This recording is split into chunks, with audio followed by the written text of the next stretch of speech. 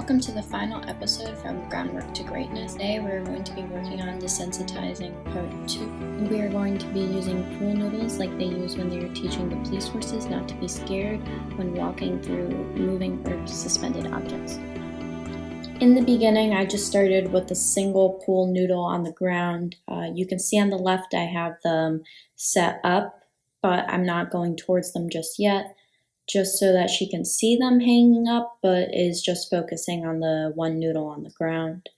I think this is good to bring them in gradually, not just kind of throw them into something they aren't prepared for. So I just slowly picked it up just to make sure she was okay with it and she can see it up high. She was quite interested in it. She didn't quite know what it was. She tried to bite it a few times, lick it. I was touching her with it. She wasn't quite so sure how she felt about it, but she handled the situation pretty well and stayed pretty calm throughout the whole thing, and I was relatively impressed with how her behavior was. I was expecting her to be a little bit more jumpy, especially since it was such a windy day today, but she was great. So again, just starting slowly, touching them with the pool noodle, showing them it, putting it on the ground, just having them being used to the pool noodle in their personal space, basically. You don't want to go crazy too fast because then you might scare them and then they'll be scared of the actual object. So, just go slow and take your time. Make sure that their body language is reading okay. If your horse is freaking out, I recommend maybe leaving it in the pasture for a day and let them go to it on their own, leave the course set up so that they can see it on their own, I think would also work best. And then I also waved it around because the other ones are blowing and they're all going to be all over the place because it is quite windy this week. So she didn't really seem that fazed by it, so I just did it a few times. She just wanted to grab it out of my hand. She likes to throw things, pick things up and throw them, so I think that's what she wanted to do, but she wasn't quite brave enough to actually grab onto the pool noodle itself, and I wouldn't really like that because it is styrofoam, and I don't want her to eat any of it. But on to going through the course.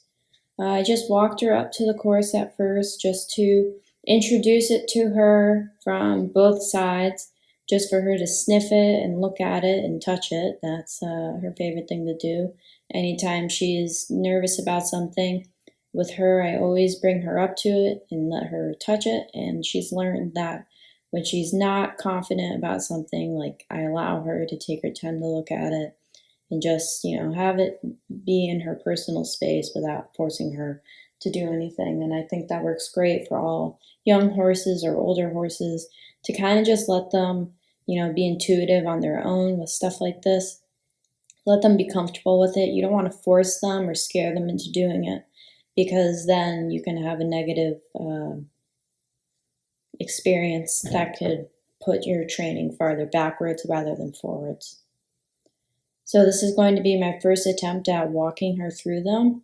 I have not done any pool noodles with her before, which is why I'm surprised she's as calm as she is, but she generally takes on a challenge with a very good mindset, so I'm very proud of her for how well she handled this.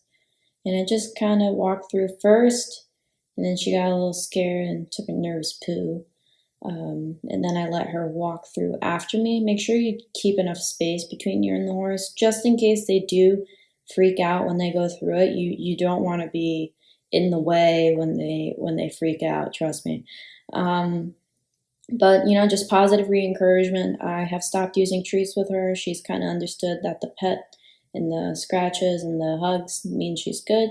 So I haven't been using as much food reinforcement as I was in the beginning of this series. So, whatever works best for them, that they know that they're being good. So with her now, it's just pets and scratches, and just keep on doing it over and over again and make sure that they're okay with it and that the first time around wasn't a fluke. And whatever you do to the left, you got to do to the right. So we did it both directions, and she handled it pretty well. And that wraps up our series from Groundwork to Greatness. Thank you for watching, and I hope this helps you with your yearling.